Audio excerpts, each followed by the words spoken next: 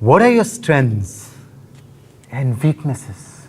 Sir ये सबसे चूतिया सवाल है सर। सबसे पहले तो स्ट्रेंथ है ही नहीं। In English, please. I'm telling you. Why will I tell you my weaknesses? मैं आपको अपने स्ट्रेंथ वीकनेस के नाम पे बताऊंगा। You know, जैसे English. I'm a perfectionist. मैं वर्कोहॉलिक हूँ। मैं इनोसेंट। English. बैंक क्या लौड़े? ये क्या इंग्लिश लगा रखा है बे? 4 साल का था मैं जब मेरे पापा जबलपुर में किसी हलवाई के यहाँ काम करते थे। खुद तो कभी स्कूल गए नहीं, इसलिए अपनी गांड घिस घिस के मुझको स्कूल में भर्ती करवाया। अब कहने के लिए तो वो इंग्लिश मीडियम स्कूल था, लेकिन साले हमारे टीचर लोग खुद हिंदी में बात करते थे। हमारे स्कूल के लड़के एक दूसरे से यो व्हाट्स अप डॉग ऐसे बात नहीं करते हैं। क्या भौंक रहा है तेरा लंडा आजकल है? ऐसे गले मिलते हैं।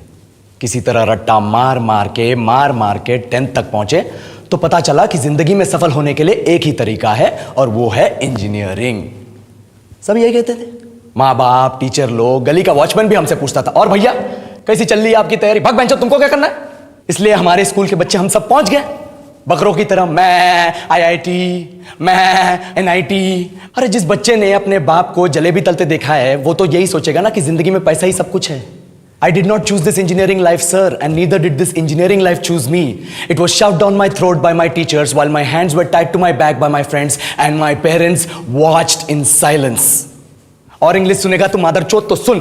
10th के बाद 2 साल लग गए इस कॉलेज में घुसने के लिए, कोचिंग में निकाल दिए। ना कुछ खेले ना कुछ सीखे। और 2 साल बाद जब यहां पहुंचे तो पता चला कि बड़े शहरों के कॉन्वेंट स्कूल के पढ़े बच्चे जब अंग्रेजी में बात करते हैं तो मरे हुए फूल भी खिल उठते हैं। आहा, हवा में ऑक्सीजन की मात्रा बढ़ जाती है इनकी अंग्रेजी सुन के। और पूरे कॉलेज की लड़कियां इन इंग्लिश स्पीकिंग लड़कों को अपना जीवनसाथी.com मान चुकी है। तुझे क्या लगता है?